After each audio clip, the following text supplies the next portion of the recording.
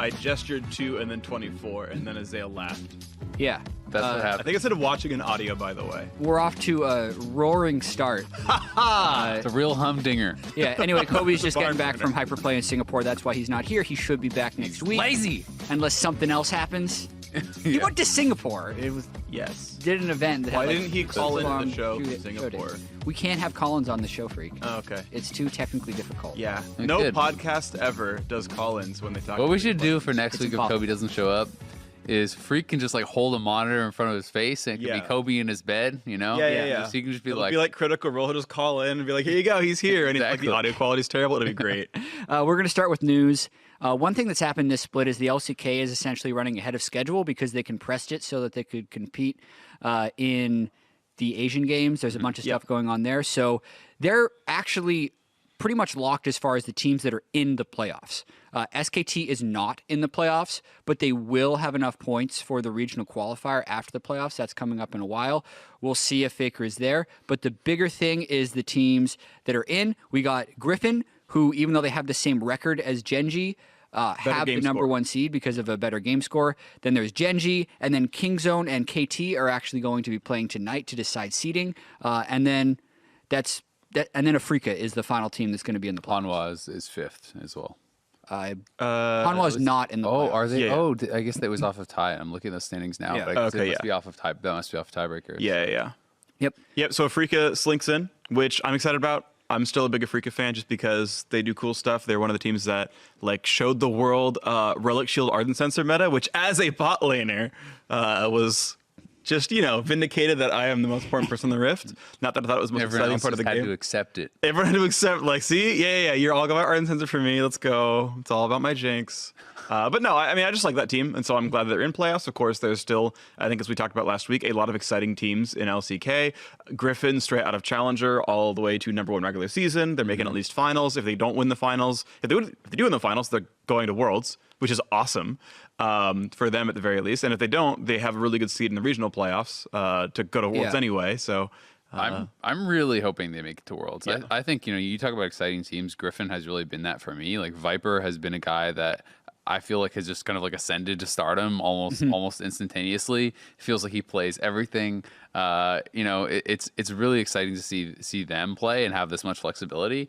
And I hope that they would be a team that could live up to the hype and not kind of fall prey to the nerves, as we've seen Kingzone do a few times. Like they have obviously struggled to kind of meet the hype that they have built from LCK when they're playing internationally. So I think a lot of Korean fans are ready for like a new wave of stars, right? Yeah. SKT is not, yes, they theoretically can still make Worlds, but they didn't make playoffs. They have not looked strong this whole year. I think it would be a shocker for them to get through the gauntlet. Right. So like they have kind of fallen off. Kingzone has had a couple chances. I think people are tired of seeing them they keep fail. failing when it matters. So it's like Kingzone had the chance and kind of dropped the ball so Yeah, far. Kingzone has failed internationally when they had the chance. Sure. Been pretty dominant in Korea. I feel like actually, I would not put Griffin as the favorites in the playoffs.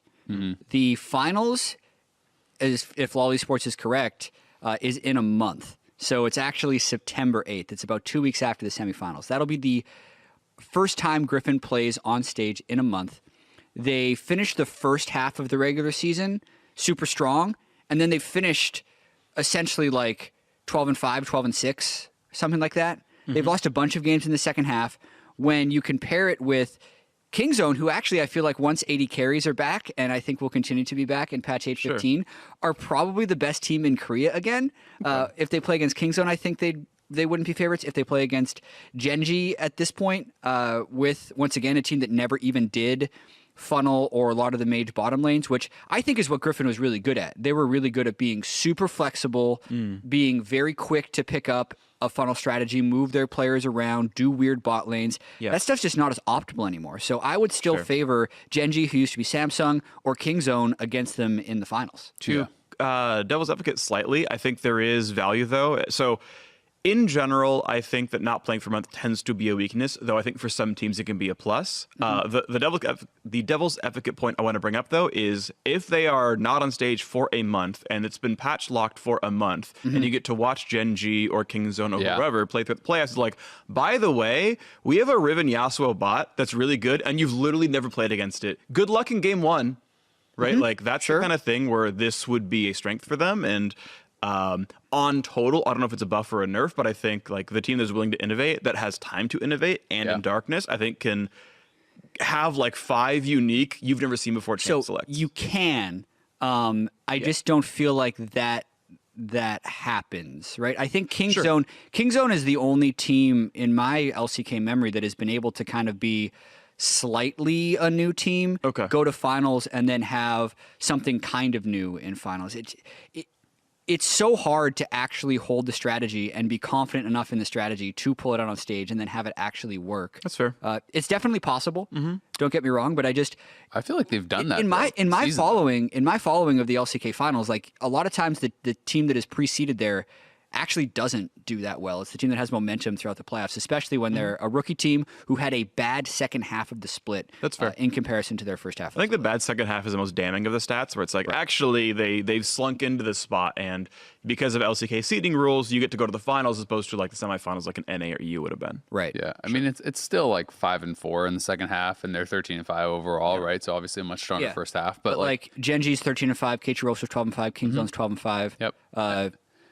And my point isn't like was never that I think they're favored. It's more just I hope they get to Worlds because I think they're very exciting. But I do think that if there is a team to actually, be innovating and to have confidence to bring out these strategies, it makes sense that Griffin would do that, right? They have done that all year long. They're the ones bringing out Teemo Bot. They're the ones playing like all these different things. They have a tremendous amount of flexibility. And I think especially like in a world where the meta has settled and maybe they're not as strong straight up as some of the other teams, I think you do have a lot of time to prepare and try to like figure out a way to beat these teams. So who's your favorite in LCK playoffs? Because depending on if KT Rolster and Kingzone win tonight, which they both possibly could, you could actually have 4 teams that end the season at 13-5, and basically game score and head-to-head score seeds the entire playoffs. I feel like Gen G is kind of who I'm favoring right now. I just think that like because it feels so much to me like everything is moving back to normalcy and it's more and more just marksman in the bottom lane. That is what they've done all year long. That is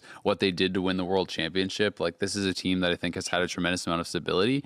Kingzone has had, a lot of regional dominance, and certainly I think they would maybe be like my next pick out of that kind of group. But I don't have the most faith in KT. I just feel like they always kind of disappoint. Why not? Why don't you have faith in no KT? one should ever have faith they in KT. Do great. So I don't know. To me, it's just kind of like until Griffin does it, it's almost hard to believe that they will do it because it's just like such an insane story that people can come straight from Challenger into professional play and not only have story. But I mean it's been so long since that's happened, right? And it feels so much more unlikely these days because everyone is so established and there's so much support behind these big orgs.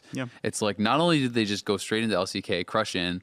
I remember last year before they had gotten into LCK, people were talking about, they might be like a top 5, top 6 team in the LCK. Like that's pretty insane. They might make playoffs. Now they finished first in the regular season. Like that's absurd already. So I'm kind of waiting for the other shoe to fall, I guess.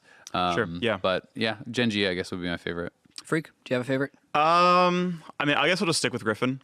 Not for any particular reason other than I think it just would be really cool to see them just hold on to the first place. I mean, ultimately, like the teams like that I would kind of like want to go would be like I want to see Griffin go because that's really cool. I want to see Gen G go to defend their championship, and like I want to see either SKT just because it's SKT and that's just like a draw in itself, and they make that run like Cloud9 did a couple years ago, or you get like. Or like a Phreak, because I think a Phreak is really cool, and like them getting to go would be nice. Right? Is that the most exciting result if SKT runs the gauntlet and Fakers slamming? Come on, that would be hype. I think it would. That would be actually. I'm not saying it wouldn't be. I'm just asking. But like, I'm sure there's some fans who are like, I'm tired of SKT winning everything. It was like, well, at least they lost Worlds last time. They didn't go to MSI last time. China went MSI last time. Like at a certain point, you're allowed to have the old guard come back. SKT and TSM make their run back. They have a quarterfinal matchup. Give me the 1v9 Faker. Yeah, right? Get him in there. Fakers. And then he loses to Teemo Bot. Yeah, like, Faker and that's the Uzi run. are the 2 biggest league stars in the world. If Faker's not there, Worlds just feels different. The darkest timeline is if Faker doesn't even play in the gauntlet. They get slammed in the first round. That's where it's just like, all right, okay, SKT, you lose your Faker privileges. You now must trade him. I would sign that petition. If you don't play him in the gauntlet, hashtag you must trade him. Hashtag free Faker. Yeah, but my prediction would be Kingzone, actually. I'm looking at the champions that they actually lost with.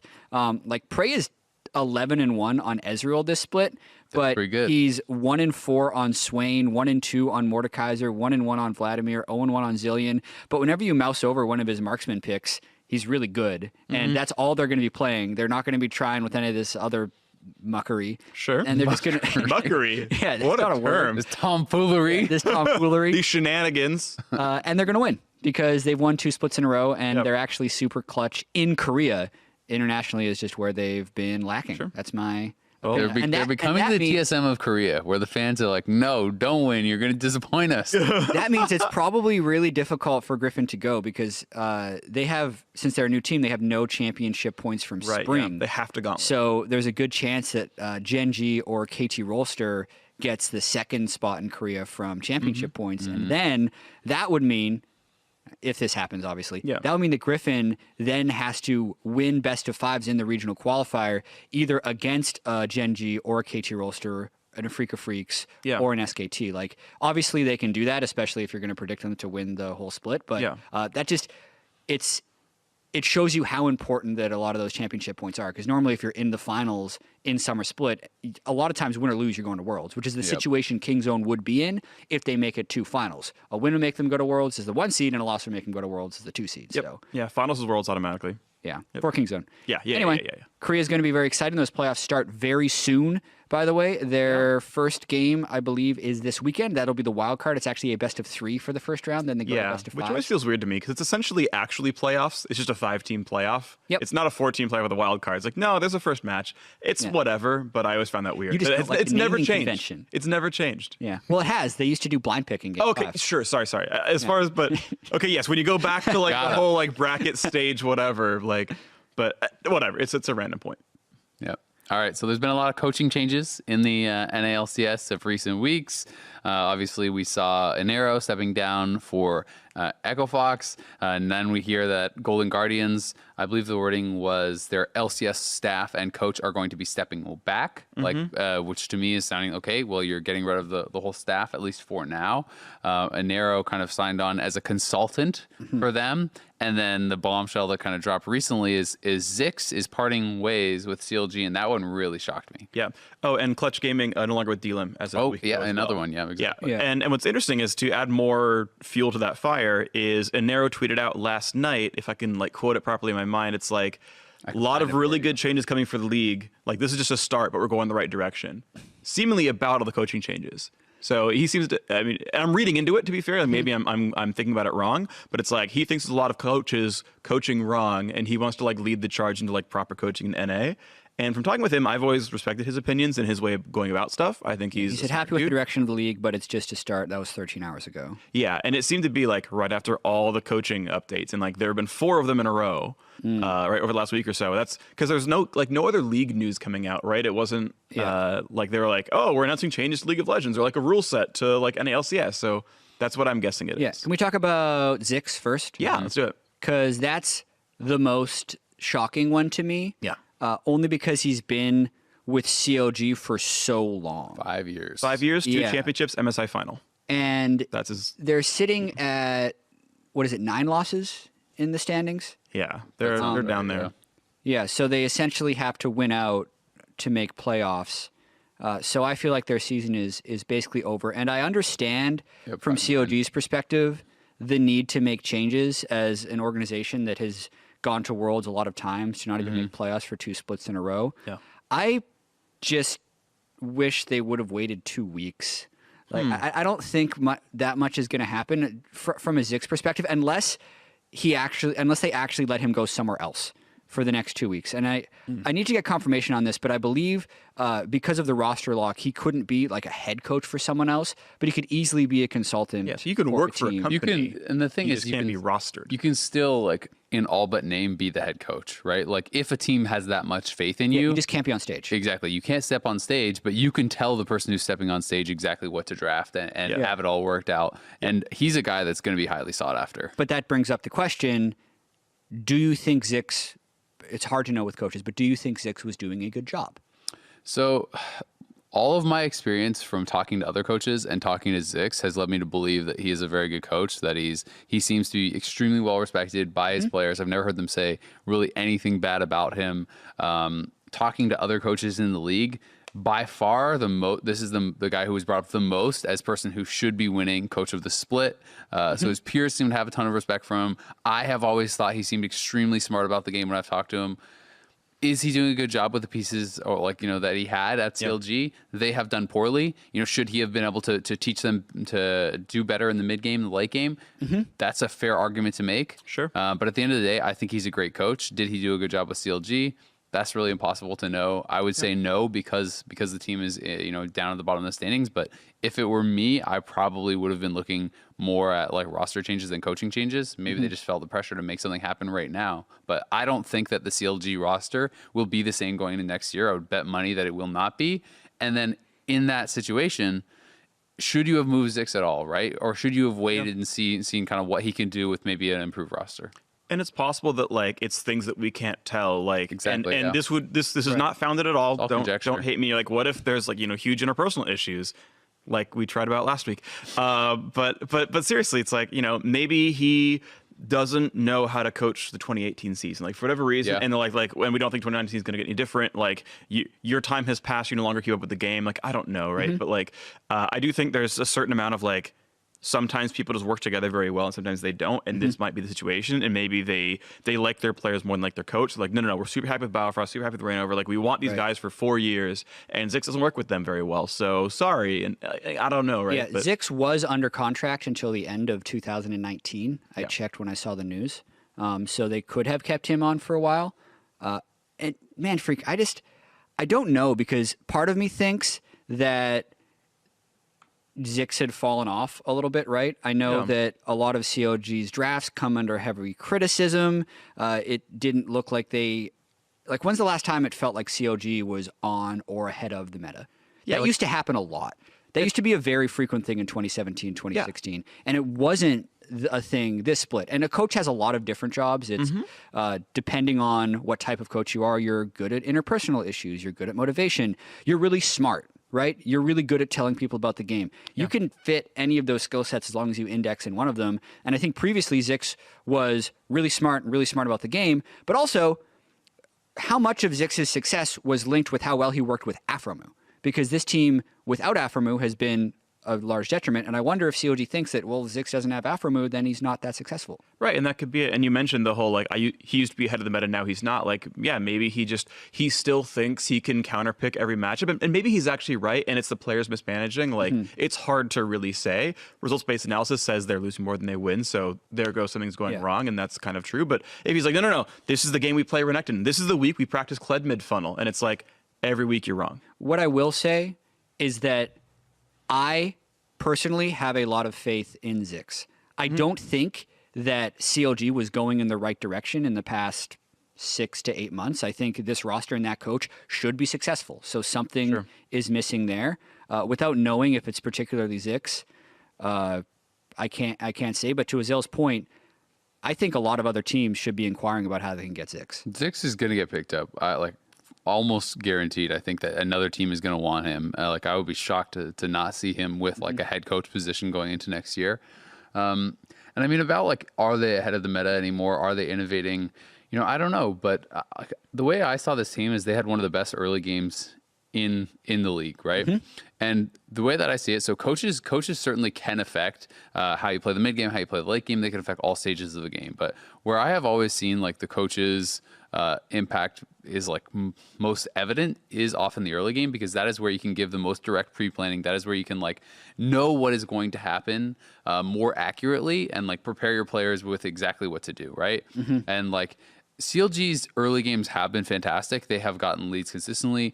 At one point, they had gotten first blood a tremendous amount of games in a row. I want to say 7+ games. The first 9 games of the split, they had 9 games in a row. So these sorts of things, and I feel if the players are then executing in mid game and late game with lead, you should just be winning a higher percentage of those games. So to me, it seemed more like execution errors in the game. And again, you can always take it back to was it the chicken or the egg? Did he teach them nothing about the mid game? Did he not get rid of those bad habits? But at the end of the day, regardless of who the coach is, the players still have to be able to execute in the game. The players still have to be able to make decisions on the fly in the game. And that is where I have felt that CLG has always failed. Like in the last year, it always feels like, oh, your first couple minutes are super good. You have this great plan. You get a lead, and then you don't know what to do. Yeah. And that has been CLG this whole year for me. Yeah. And I find it hard to pin that all on the coach, because as much as you like inform players have to be really good at making in the moment decisions. And the point about Aframu, I think, is very valid, because to me, Aframu has always seemed like an in-game coach, right? Yeah. So it's like, if you can do all this pre-planning and get your team ahead and get them to draft, and you know what they're supposed to do with it, and then have a guy in game who's like, all right, guys, this is what we do next. Now that we have lead, okay, Stixay, you lane swap top. Okay, like Huhi, you roam down bot with Darshan. Okay, like having the person who then understands the next steps and like is better able to analyze the game and understand where you have to go from there once it's kind of like off the rails is super important. And I think that every team needs that. Every team needs that guy who can be kind of an in-game coach, and maybe CLG just doesn't have that. Separate discussion. Yeah. Unless you have a counter to that. With all of these coach moves, D-Lim, Zikz, the Golden Guardians changes. Tyler, yeah. And even an Arrow, Yeah. even though he stepped down instead of getting fired was the messaging. Are we more like traditional sports now, where you see a lot of coaches on struggling teams just be the first ones to go? Yeah. Like, I've always read that as a lot of times coaches are an easy scapegoat and also just an easier thing to change than your players. Sure. I look at the LCS contract database, and most players are under contract until 2020 or 2019. But there's technically, since coaching is so underdeveloped, a lot of coaches available or a lot of different things to try. So if a team is struggling, they're just changing coaches. That's just the way it works now. Yeah, and I think it is. There's probably like 3 or 4 points here. Coaches are harder to prove whether they're good or bad. Like until you work with them directly, you don't really know. Where it's like pretty easy to be like, well, this guy's stuck in Diamond 2. He's probably not that good, because at a certain point, like there's a skill level that's like very easily measurable, right? When you're picking up talent, like we'll probably pick the guy who's top 50 challenger, not the guy who's Diamond 3, 70 LP. Wins lane consistently. Right, and it's like you can watch them play. You have match stats. There's a lot of things you can obviously do. And then when you work with a coach, you're like, okay, well, here's how he deals with interpersonal issues. Like I have zero idea how an Arrow deals with interpersonal issues. Yeah. But I have a really good idea how Huni lanes, right? They've been on the same team for the last year, but I have a really like better idea of one of those guys. So players, I think, are a more known commodity in general. I think also top 10 players in a row are more scarce, right? Like there's exactly 10 players in the top 10, and they're all signed to teams right now. And the next 10 are on academy teams right now. So unless you want to buy someone out, whereas like there's probably a bunch of coaches that are pretty good that you've not seen yet. I would contest that, though. I actually think good coaches are more rare than top 10 players, because name 10 coaches that you think are like really good right now. We can all name 10 players that we think are really good right now. Yeah, okay. Well, he's saying per position. So. Yeah. I mean, like replacing a support is, sort of ish as hard as replacing a coach, but also I think you can like know for sure Afro is like top 3 supports in NA, like for sure, like, and everyone's going to agree with you, and like he's going to shot call you to victory. And look, he made a final, and he's won some titles. And then it's like, okay, well, who's like the top 3 coaches in NA, like for sure? And you're like, I don't know. I like Zikz. I like Inero. I mean, like, Parth won some titles with TSM, but now he's a GM, and you're like, okay, cool. Who's garbage? You're like, I don't know, but there's a bunch of guys like chilling in academy, a bunch of guys who are analysts. Like, I think it's easy to turn over a coach and try. Is I guess what I'm going for, right? Like, I think you are less confident that like for sure Zikz is the truth and he's going to carry us. Where you're like, there's a bunch of guys out there that we can try out and see how they do, and that feels more doable. So if that makes sense. I would agree from our point of view, because we don't have we're not working with these guys day in day out, right? But like, from the perspective of people who work with the coaches on a daily basis, like I feel like you should have a really strong read of it, right? Like to your point, so I know more about Huni's laning than I do about an Arrow, but if you're on the team, you should know like hopefully an equal amount, right? But I do think that like good coaching has seemed exceptionally rare, and you know the comparison to traditional sports, right? Like the truly great coaches oftentimes are with a team for a really long time, because they're like, okay, this guy is actually just godlike, right? And I think it's kind of case in point. Is like if they're actually an amazing coach, you just keep them the whole time. And if they're like a coach, you're like, well, it's not working, but we really want to keep Biofrost. Yeah, I just think it's tough, because to me, like there have not, like you're saying, there's less, the coaches are less proven at the top is my interpretation of what you're saying. Sure, okay. So that you can get people who are maybe like, maybe interchangeable, right? Okay. But I would also argue that there's like almost no proven coaches below either, right? Like there's people who have like no track record. It feels like it's a total crapshoot. Whereas at least Zikz has proven like, hey, I've won championships. Hey, we have made it to MSI finals. And when you look on paper, to me, like CLG has never been the most talented team on paper, right? Like it's like they've worked well together. I felt like they've always had, smart like early games and those sort of things. Like the things that I measure for a coach's success feels like Zikz has checked those boxes to me. Whereas like, can we say that we think Reignover has been like a top level jungler? Like when we think about coming into this year, that signing for CLG was supposed to be like the biggest ticket signing, right? This is supposed to be like the godlike jungler who's going to take like, fill maybe Afromu's shoes, as kind of the shot caller and all this stuff. And that didn't work for me. Like Reignover has had very few super impressive games the whole year. Sure. I think. No, I actually agree that Reignover's not been super impressive. I'm trying to think back of like old CLG history rosters, right? And it's like they've had double from Afromu, like they've had sticks in. Like Afro's one that got them their championships, right? Like you talk about CLG not always having the most skill, but like they had Xmithy and Afro on the same team before. Like those guys are like at their peaks best in role, period. Right? They've had Doublelift in there before, and Stixxay at his peak was probably top 3, like when he was doing really, really well. And like Powelter is like, I think the joke is always top 10 NA, but like he's always been like a upper echelon LCS caliber mid laner, even if he's not like winning stuff at Worlds. I'm not trying to say they're bad or anything. I know, but it's like MSI finals, right? Like right, yeah. The story to me was always like, oh, like who he can never cut it internationally. Darshan's garbage compared to these tops. Like like Stixxay is just a Caitlyn one trick, like all this sort of stuff. Like right, but yet they had the most success ever internationally, like compared to like a TSM roster or like the TL like super team and this sort of stuff. I feel like it's just going down a bit of a rabbit hole. Yeah. Are you saying that they were successful at MSI because of Zikz or because of the roster? Like, what's the because I think that Zikz has had a huge impact on this team for a number of years, right? Like to me, he is a proven commodity, which is why changing him out when I don't feel there are a lot of proven commodities in coaching is very detrimental to the team's future. That's just my opinion. Yeah. I mean, end of the day, like I don't know if there's much we can say about CLG anymore. Like it's a lot of conjecture and inner workings we don't know. As far as talking about like things like Golden Guardians, I'm excited seeing Anero working again. I always liked what he was trying to do with like. And he's also a consultant for an OPL team as well. So I'm really finding it difficult to understand like what impact he is going to have on teams. I just know that the league is moving in a direction that does have more coaching changes. I like the fact that we can debate whether or not a coach is successful or what the value of a coach is. I think that's an interesting problem.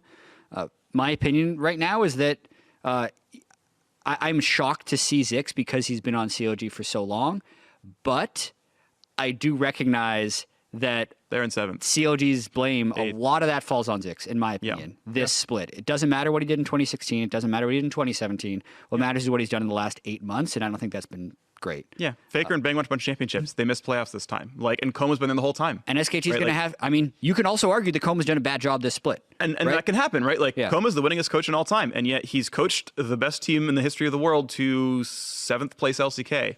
Yeah. I'm not saying it's his fault, but like it's happened. Yeah. Different roster though. I want to get sure, but like as the coach, he has roster like say. And again, like this gets into a giant can of worms and it's a rabbit hole I don't get into, but like it happened and Coma's been at the lead of all of it. Yeah. I want to get a coach on the show at some point. So if any coaches listen to this, send us messages if you would like to come talk about coaching because I think it's a very interesting topic. We were supposed to have a coach, but then the coach got busy. One of the coaches got busy. We're not going to say who it was, but an unnamed coach. You know who you are.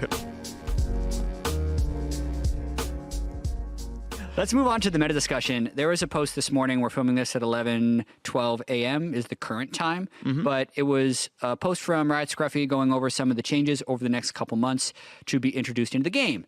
Talked a little bit about what the failure to preseason was, how first off, he said in the short term, they're going to be reducing the damage of some of the runes because some of the one-shot builds that come up, like the Electrocute Stormrazor Duskblade, just kind of exceeds the level of acceptable burst and doesn't really give room to counterplay. That's one problem. I don't think that's a big problem in Pro, but it's a big problem in solo queue. Another thing they talked about is just what happened with the marksman changes in general is they underestimated how much early game agency those marksmen had lost and therefore have tried to put a little bit of that back in the game since the expectation of playing a marksman is very real for a large percentage of players. And that's what the current patch is aiming to do with patch 8.15 is actually nerfing some of late game power, giving a lot of early game power. From a pro play perspective, my opinion is that just makes marksman dominant again. Yeah. And then they talk a little bit about preseason stuff, which you can read and check out on your own. We don't necessarily discuss that now. What are your thoughts on the immediate implications of this post? So I mean, I've seen the patch notes on PvE at least about like nerfing early rune stuff. They're Which pretty would much, be 8.16. Yeah, which will be coming on live in about a week if you're hearing this, and it'll be in pro play for most playoff patches. Most playoff patches, not all of them. NA and EU, that should be playoff patch. Yeah, and it's like 5 damage off Scorch level 1. It turns Electrocute back into Thunderlord's Decree, basically. Like half the damage off a cheap shot at early ranks. And yeah, I agree. Like the idea that I've like taken to Reddit is like MR did not get lower because people were running like only 3 MR glyphs anyway, and no one gets Magic Pen. Like the overall like Runes Reforged change did not change Magic Resist in the game in many meaningful ways. Right. But yes, there's a bunch of runes that showed up that added a bunch of damage. And I think a lot of those have crept up over time as well. Ratios get increased once in a while, and people start finding optimizations. And so, yeah, good to see burst going down. I mean, I normally play squishy classes, and I like playing assassins too. Like I'm a Mastery 7 Yasuo, for example. But yeah, I mean, I'm good to see that like there is like a time to kill that feels fair in League of Legends, and that I think we are too short. Yeah, it's interesting because like I know this has been a big topic of discussion recently, and the most kind of, I don't know, the time I started hearing about it the most was after Scaro's video and him kind of talking about burst being too high and these sorts of things, and a lot of people started talking about it. And it's interesting because, you know, when I think back to previous years of playing League, I don't feel like damage is higher now, but maybe I'm just not seeing it. Like when I think back when I started playing, and they're you know, DFG being around there, and AP Gragas one comboing me, and like Talon. I used to play a ton of Talon when the E silenced, then I would consistently, if I was having a good game, kill the marksman before they could flash or heal or do anything. Like I felt like there was a lot of one-shot old Rengar that, like, you know, would be able to actually like team mad and do your combo in the air. Like there was a lot of characters that were just insta-killing you. Old LeBlanc would just be sitting in a bush. If they're having a good game, you walk through, you just get one shot. Like there's a lot of champions that definitely did that. Maybe it is something where it's like champions that you do not expect to deal that much damage are now able to because of the layering of procs. Here's something. But I've always felt like I get one shot when someone's having a good game on certain champions. Yeah, I think that's true. But I'll bring up the example of like a pre-nerf Wukong with a Duskblade and a Stormrazor. He kills you with E auto Q. Yeah. He doesn't even have to press his ultimate. Like the older champions, while they would have that one-shot potential, it's like they use their entire kit to get that. Whereas sometimes Wukong can do it on a 10-second cooldown if he gets fed. Right? That's just one example with that specific combo of abilities. Yeah, there's some synergies that are really good because he's got like the get lethality when you dash rune as well. Sudden impact, which is like, oh, also like I have a free brutalizer because the game.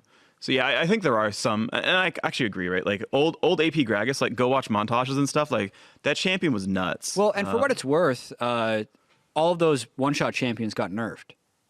So like by no means is like, oh, well, because these things existed in the past, therefore they're okay now. No. My point is just that like it feels like at all stages of my playing League, and I've played for like there's been something 4 years very seriously now. I've always felt like that guy one-shots me, and that guy has changed, but there's always that guy, and he's going to one-shot you if he's having a good game. And now that's fizzed, right? Like now that's a lot of champions, but like there's always like, oh, well, Zed's having a good game. I guess if he autos me in Qs, I die from full, right?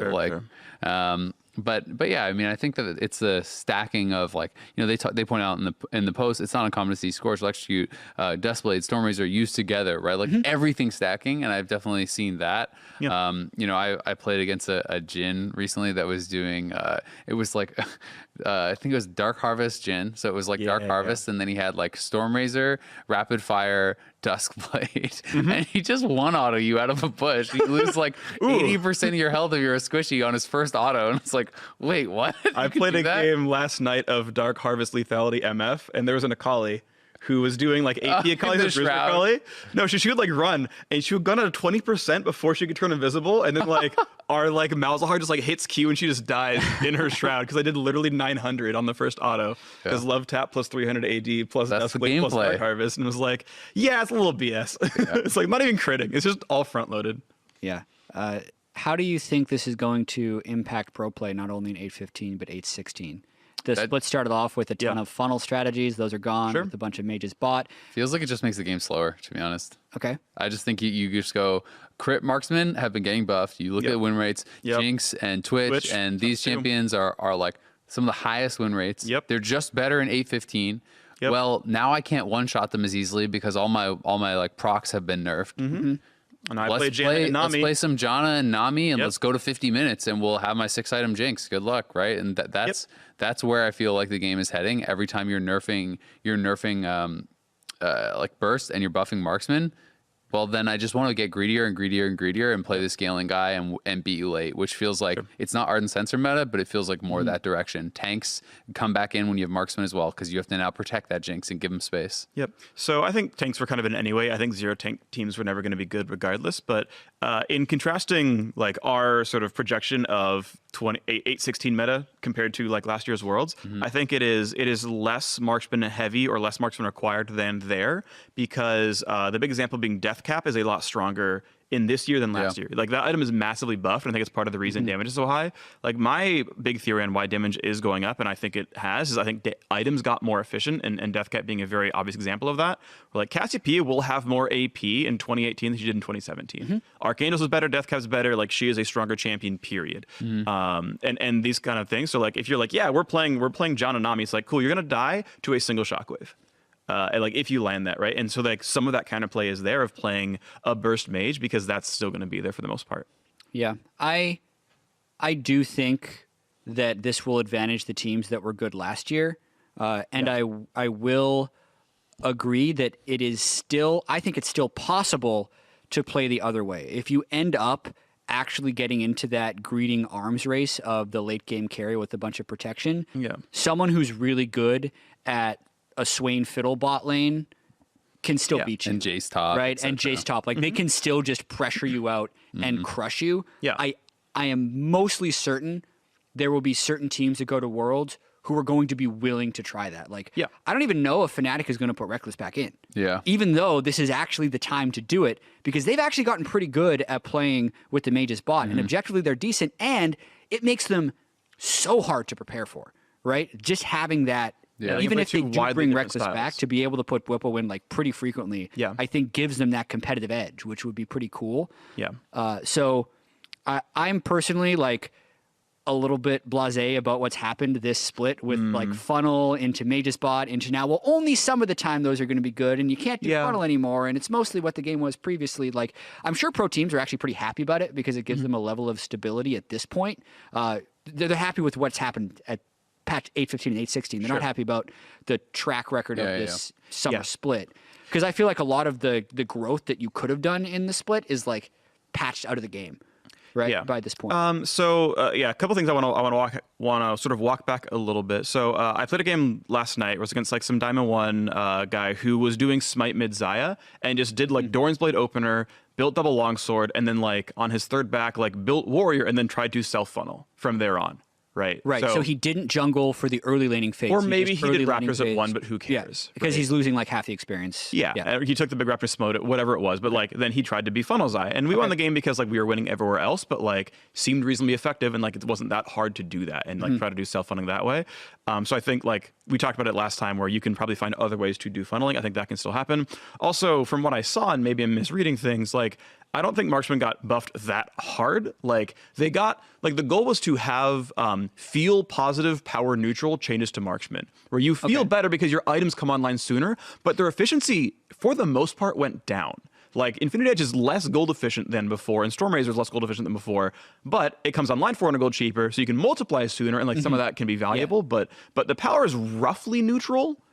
Like again, plus or minus 1% or so, but like this is not something like, oh my god, suddenly they're deleted from the game. No. Talking about Vladimir, and that's all I want to bring up. Here's what I will say: Vladimir, Swain, Ryze, Heimer, all playable bottom lane. I agree. But when Stormrazor is 300 or 400 gold cheaper, and you get there before the opponent gets Ludens, that's really important for pro. Sure. Right? Like that is less important for a solo queue game where gold and item timings are less important. But that level of change to hit IE Stormrazor Zeal item. Right. What is it? 1,000 gold? 800 gold? 700, I think it is. I think it's 400, 200, 100. 700 gold sooner, not having a second BF in your IE, even if you were actually only 85% of what the old thing was, and efficiency-wise, that doesn't matter. That's still better for Pro because of when the game is decided.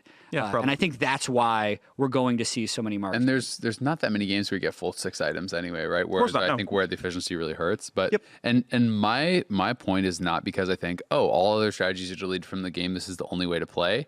My thought is, generally speaking, pros default to normalcy. Of course they do. I have played 8 years of Marksman. I've played a couple weeks of Vladimir. All right, Marksmen are seeming a little bit better now. Goodbye, Vladimir. I'm never playing you again, right? And like we've seen that, like even like you pointed out last year at Worlds, we did see some of the Chinese teams bring out like Caitlyn Jace and eventually kind of disrupt the meta a bit. Like if you go super hardcore late game, then we bring it back to early game and we just slam you before you get there. And I think that should exist. I hope that enough teams do that it doesn't just become this handshake of we're going late every game. Yeah. But my concern is that so many teams will default to normalcy. So many teams will default to what is like the most obvious strategy that you will have a high percentage of games that are just going to be long games scaling for late, but can be disrupted by teams that are willing to go all early, and I hope that's still there. And that's up to your players and your coach. Like I think of Worlds 2 years ago where the Koreans held Zyra support back. Albus Nox was known for being like their support was a Zyra brand 2-trick, and he didn't play Zyra because he didn't think it was good the entire time. It was left up in more than half his games. And then quarterfinals roll around, and every Korean team is like, by the way, Zyra's the best support. You guys are all idiots. And then they play Zyra every semifinals, game. you brought out in MF. semifinals, Rocks Tigers knew you could play MF Ashe, and SKT played into it twice before they just banned the champion away. And like, so there's some degree of like, okay, we know we're gonna save it till it matters, and then the next level of we know we're going to save it till it matters. And like, that's up again to the teams to find it out. And you're absolutely right. Moving on to North American LCS, unless you guys have more meta points let's to go. talk I'm about. We have actually a little bit of separation in the standings. Yep. If you can believe it. Team Liquid is 10-4. Yeah. After being 6-4 at one point. Cloud9 is tied for 4th. Yep. So is FlyQuest Optic. We have a lot of stuff to talk about. First up is Echo Fox versus 100 Thieves. That's going to be the first game on the next part of the weekend. Yep. Just what do you think about the league in general, about the separation that we've been seeing, and also about the Echo Fox 100 Thieves matchup? I kind of liked when every team was tied with each other, because like we're at a point now where we're like, well, CLG is depressing and Golden Guardians is depressing, and I guess they're kind of out. And like they're not mathematically out yet, but it's getting really close. 2 or so teams can lock playoffs by the end of the first day next week, in a couple days here. And so you start saying, okay, well, they're for sure in. And then it's like, well, okay, they're battling for first. And, you know, if they win 2 more games, then they're guaranteed the bye. And like, it's a little bit less exciting to cast them. But I do think it's good, though, that as we're gearing up for international, that it's like, okay, Liquid seem to have their stuff together. Like, they've risen above the top. They have definitely gotten cleaner. Like, and you still think of like Rift Rivals where they went kind of poorly, but you're like, all right, are we ready to like get behind these teams that are performing better? Mm-hmm. Yeah, and I guess the question for me then, if you're looking forward, is like, did Liquid actually get better since MSI, or actually get better since Rift Rivals? And that's a harder one to answer. But as far as the way that it has kind of all split out, I mean, it ends up being the top 3 teams from last split are the top 3 teams again. So I guess they just were the best teams, right? And they have kind of remained so. Well, let's talk about the Liquid thing. Yeah. I like that question. Okay. Are they better now than they were in spring? And I'd say at this point they are better. Okay. Because I thought that in spring split, actually, at the end of week 7, we were wondering if they were ever going to be able to turn it on. And we had like Steve on the lounge stream saying, oh, I just did everything I could to put this roster together and none of it's clicking. Now they have a better record at this point than they did previously. They're on a win streak. I don't think there's any questions about what type of team they should be. The patch is moving in their favor. For the last 2 weeks, Doublelift and Ole have looked good together. They have. Pobelter is again having some of those carry performances that he had at the beginning of spring. Malzahar. Malzahar. Syndra. What other champions have a really strong ultimate? Click our people. Yeah. But laning phase, like, don't undersell what Pobelter's been doing. I think they are better right now than they were at this point in spring. So I definitely, when you put it in those terms, I agree overall. My concern for them internationally is that, yes, Pobelter is looking good here at MSI. He was struggling. At Rift Rivals, felt like he was kind of struggling too. And I feel like it's been shown enough times that Pobelter really does struggle internationally. Like, And maybe the fact that he didn't do that well at MSI and didn't do that well, Rift Rivals and all these things will just mean that he's just going to be on Malzahar duty from the word go at international play. And I think that is totally fine. That is the right choice for Team Liquid. That's exactly. 100% of the time. I really think that is the way you want to play it, right? Like maybe he's like a Morgana, Malzahar, Karma guy at Worlds, right? Yep. And maybe he can play Yasuo and Aurelia in NA and slam everyone, but when he's playing the best in the world, then he shouldn't do that, right? And if they have learned from that and they cater their strategies around that, that's totally fine. You can have guys who are like a losing lane, but are playing a champion that like fits well into the rest of the composition and is going to have good utility. Tank players have done that top lane for so long. I mean, have you met Samsung Galaxy and their mid laner Crown, who is a Malzahar one trick against Faker, lost lane really hard, and then 3-0'd SKT in the finals? Have you met Fly, who is the new starter for that team? Yeah. But like, right, that has been proven to work. Just kind of like understand that, right? Is like, yes, you can just be a Mal's Tom Kench 2 trick or whatever, and like that's okay. Tom like Kench made, baby, let's go. But people should role play like in a competitive environment. Like if you're the weaker mid laner, play a lower variance mid laner. Period. And like you have Devilf in your team, like let that guy play, Vayne or Kai'Sa every game, support him, and then don't be the point that loses because he'll do what you need. Yeah, and I think as long as that strategy works, and as long as they are bought into that strategy, then I think it's going to be great, right? If we get to MSI and it's all, or like into Worlds, and it's all about carry mids and supportive ADs and stuff, then it's like, ooh, that's unlucky. But that's kind of where my question lies. Let's talk about TSM and COG. Okay. Because we got the TSM COG matchup coming up. We always go to these teams in the Yeah, 6-8 TSM. What about Cloud9? Who's one game out of the playoffs. We'll talk about Cloud9. Okay. Don't worry about that. With the bet that we have. And COG... Never mind, we're good. And COG is 5-9. Technically, both these teams can still make playoffs. They have to play against each other. Both these teams have fallen from grace. Zikz has been let go. By the way, I got confirmation that coaches are not impacted by roster lock, so Zikz could actually sign as a head coach somewhere else. Okay. He could just be on stage this He week. could actually go to TSM and just coach against them That would be hilarious. I would love that. Could actually happen. I mean, it depends on if COG and him have like the contract worked out. Like that's all stuff that isn't like officially decided by league rules. But in our world, he could be coaching TSM. He could be coaching SKT to Worlds. That's what they need. Zikz goes to Korea, coaches Faker to Worlds, and they run it all the way up. Yeah, that'll show you CLG. All right, CLG TSM. Let's go. All right, a couple things to talk about. Are both of these teams dead, or do you see a light at the end of the tunnel for either of these teams? It obviously starts in the matchup between TSM and COG. Like I think the loser is dead. Boom. Like TSM goes to 9 losses, COG goes to 10. Yeah. But COG's schedule is actually pretty easy in the last 4 games. There's a chance they just end 9-9 if they actually turn it around after their 6-game losing streak. I feel like I don't see it. Yeah, I don't see it either, especially with like the coaching disruption. I think that is potentially pretty tough to deal with. Yeah. Because I think even sorry, go ahead. I was just gonna say, I mean, with TSM, you still like there's still that thing in the back of your head that's like, but maybe if they get it together though, right? Because they still on paper have all these talented players, so like still just by pure individual player skill, if I was to bet on one of those two teams, it would be TSM. But I mean, it's been how long now? It's 7 weeks of NA LCS, and they still haven't really gotten it together. So like, I feel like they're both like not in the best spot. But I also think that it's not unreasonable to say that like FlyQuest or whoever could slip down a little bit, Optic could slip down a little bit. So like, I would bet on TSM over CLG. CLG seems pretty dead in the water to me. I definitely would as well. I mean, TSM can make playoffs. I don't think they like make the run to Worlds. Like if they make playoffs, they almost certainly make regional qualifier because they'll have 30 championship points. That'll put them above like Optic or FlyQuest, who would maybe get 6th and drop out as well. So like, but I feel like they lose every best of 5 they play the rest of this year.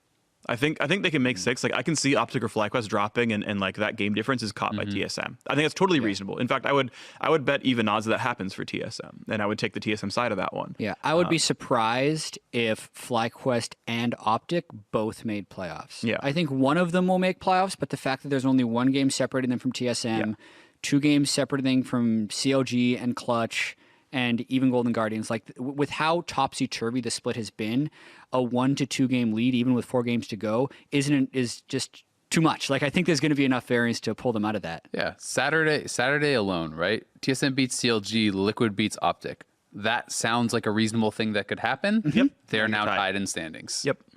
Right? Like, it doesn't take that much. Yeah. FlyQuest is playing Clutch, which is maybe a bit of an easier schedule, but like, there is obviously strength of schedule starts to matter a lot at this point. But I mean, Optic has Liquid, then Echo Fox this weekend, right? Yeah. Probably the two hardest, or two of the hardest. I'd say right teams now those are the remaining. two hardest. Yeah, I think those are top Yeah, two. and then next week, Optic has TSM, right? So like, TSM's fate is still fully in their hands, and then Optic has 100 Thieves. Optic literally has the hardest possible schedule.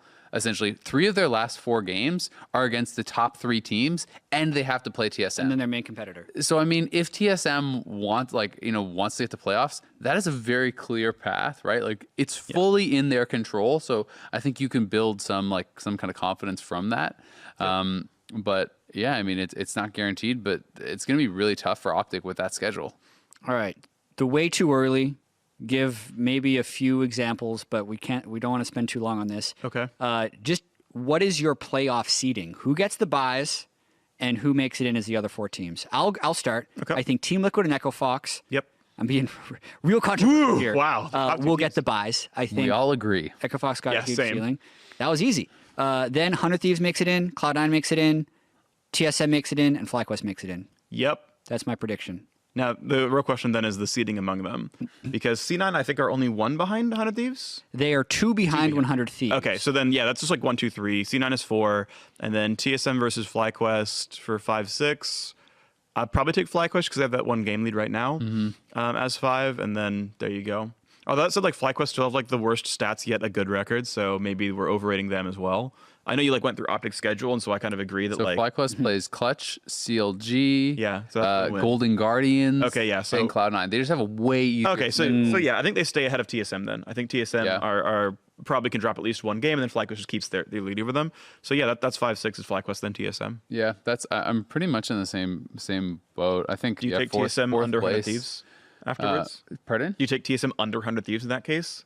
100 Thieves are as maybe far the as weakest. how the They're- quarterfinals goes. Yeah, if like that's your seeding, if you're going to agree with that.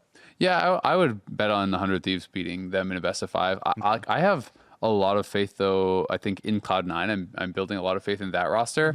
Also have been getting a lot of faith in Echo Fox. Those are the 2 that like I'm the most bought into. Like, they're kind of like rising success. I mean, Echo Fox already had a good first half, but I feel like that team has gotten better with the changes. I agree. And I feel like Cloud9 has looked on such a tear in the second half that like. Yes, I think it's going to be 1-2 of the current teams, right? Like, Liquid and Echo Fox are going to be up there, but I don't think that they are going to be clear in a way the best teams. I just think that they are good and they have a standing lead. But like Cloud9 versus one of those teams, if Cloud9 is like the real deal and continue on this form, hey, like that could be a really, really crazy match. So I think that it's exciting for me to think that I think there's at least like 4 teams that could be super competitive. Yeah. I don't see FlyQuest, like making the run to the championship. I don't see TSM in this form making the run to the championship. But Cloud9, 100 Thieves, Echo Fox, or TL, Yeah. I could see any of those teams win. Yeah. I just want to spend a moment to give some props to Cloud9 in the second half of the season. Yeah. And talk a little bit about why I think they're succeeding. So I think Licorice in particular has been playing amazingly. Like when people talk about Someday on 100 Thieves being like by far the best top laner in the league, I think performance-wise, Licorice, you could argue, is right behind him. His early game laning stats, he's putting up bigger leads than Someday, and then a lot of his wins have been brought down when the rest of the team just has like no type of late game team competition, and they lost a lot of those games early. But he has been really stepping up. A lot of praise has been going to Blabber since he came in and Svenskaren's gone out. I think they're either 4-1 or 5-1. Yeah, I think it's 5-1 because it was just the 3 weeks. But I think within that Jensen is a large reason why he is successful. He backs Blabber up extremely well when playing in the mid lane, being able to play picks like Zillion, which no one else does. Like the freedom that Zillion gives a Kindred is insane. Like, Do anything you want. when they got Baron in their last game last week, and Blabber just jumps into the base with a turret in his face and just starts shooting people and puts his Kindred ult down. It doesn't matter that he did that, because as soon as the Kindred ult heal comes through, Jensen puts a Zillion ultimate on. It's Like, it's free at that point. So It's free. and Jensen got to that point because he's able to do the laning phase and the mid game and all that stuff on Zillion, which is really hard that other teams aren't able to do. And even though Sneaky has actually been weak in the laning phase, I don't think Sneaky and Zeyzal have been that good in lane.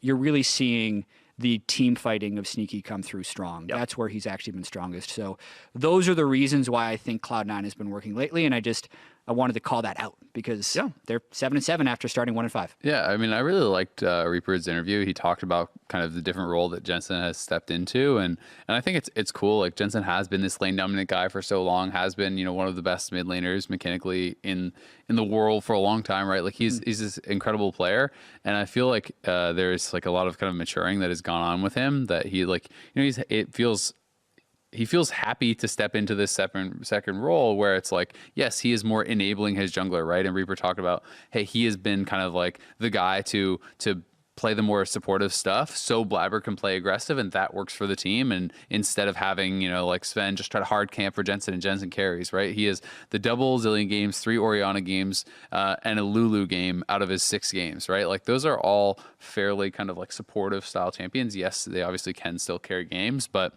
it's cool to see like a kind of a different side from Jensen and see that they have found this strategy that is working well for them, and obviously a lot of faith in Blabber. And it's been pretty cool to see like how aggressively he is actually willing to play. I remember after the first week, he said, hey, you know, I'm kind of disappointed in how I've played. I don't feel like I'm playing as aggressively as I do in scrims. And you're like, okay, yeah, whatever. People say this stuff all the time. Next week, he's playing Kindred. He's just like, he's initiating on Kindred by like hopping forward and shooting his little bow. And I'm like, well, this guy's a madman. And then they're winning. I'm like, okay, I feel it. Yep. So pretty cool stuff from them. And yeah, I mean, Cloud9 just looking really good. It seems like, despite all the roster shakeups, despite all the craziness, despite all the drama, the kind of loss of faith in the C9 org from a lot of the fans, at the end of the day, feels like they kind of figured it out. So that's very impressive. Like, it was certainly not an easy road. Yeah. We've set up the fall really well now after all is this because the schedule's actually not that easy. They couldn't possibly miss out on playoffs, games. Chat. I see what you're doing, Azale. There is no way that they could ever miss playoffs. By the way, for those of you who don't watch every week, Azale and I made a bet when C9 was 1-5. I said they would make playoffs. I feel like He they said have they more would wins not. than that, but maybe they was 1-5. They were 1-5, and you're like, there's no way. That's a good bet. Yeah, they were. Yeah, And I was like, are you I was sure ready to about believe that? you. You were like, I would have been on your side of that bet as well. Yeah, it was a good bet. Yeah. Not if you lose. I got outdumbed. He took a bad bet. Yeah. Moving on to Well, Twitter. who would have thought they had like these really good players like Jensen and Sneaky on the bench? It's like the no dodge dodge. You can't account for that. Great. All right. Okay. Moving on to Twitter. Eric N. Lefrigue or Desmonde says, @Right Kobe, @Right Azale, @Right Jat. Okay. For some reason, he's not asking Phreak this question. Nope. Who would? What singular change do you think would be the best/most fun for the current meta in LCS? Rebuffing crit items, making Baron tougher again, baby home guards pre-20 minutes, removing Zoe from the game, etc.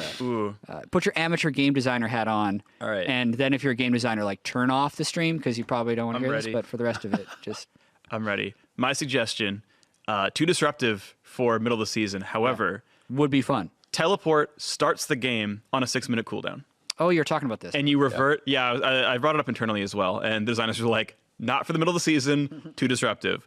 But yeah, you bring back some of the cool nerfs, but you're like, hey, this is no longer the win lane for free summoner spell. Also, you cannot gank bot for free summoner spell. You can play your own laning phase. It is less disrupted. If you get your one-on-one kill, they have to walk back to lane like a regular person. And you get to actually like get your victories. And then, okay, if you want to play mid-game TP, that's fine. But it's not the win lane summoner spell as well as the map control summoner spell.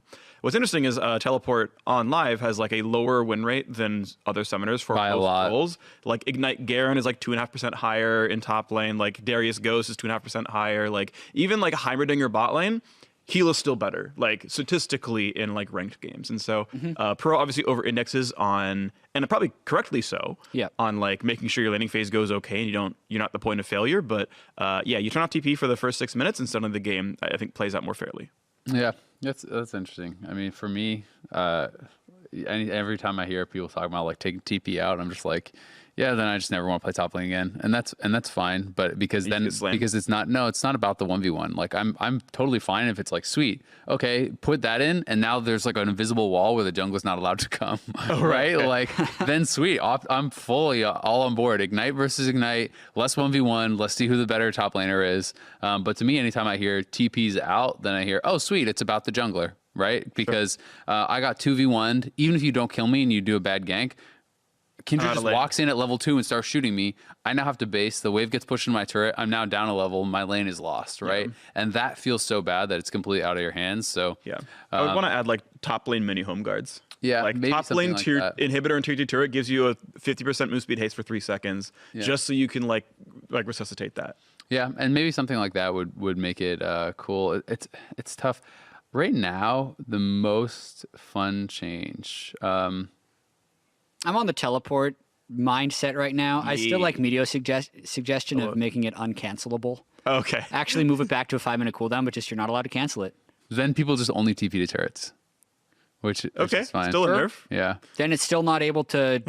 My bot lane's not a 2v4 anymore. Fights everywhere on the map. Add Blink Dagger, man. That would be really fun. I don't know if any of you guys played much Dota, but like if we're just talking about fun change, not anything to do with like balance or anything, because there would be a million implications. But Blink Dagger is such a fun item to play with in Dota because it's like give you so much playmaking. So oh my god, like I'm just immediately thinking of like, I would be playing Moby Boots, Blink Dagger, Alistar, right? And just like running around and just like Blink Dagger flash combo from a mile away, right? That stuff I think is just super fun. So that'd be pretty exciting, but probably terrible for the game. Yeah, T-Bird USA asks, the past 3 years I had hope for the NA LCS at Worlds based on the results and the teams we were sending. They underperformed each time.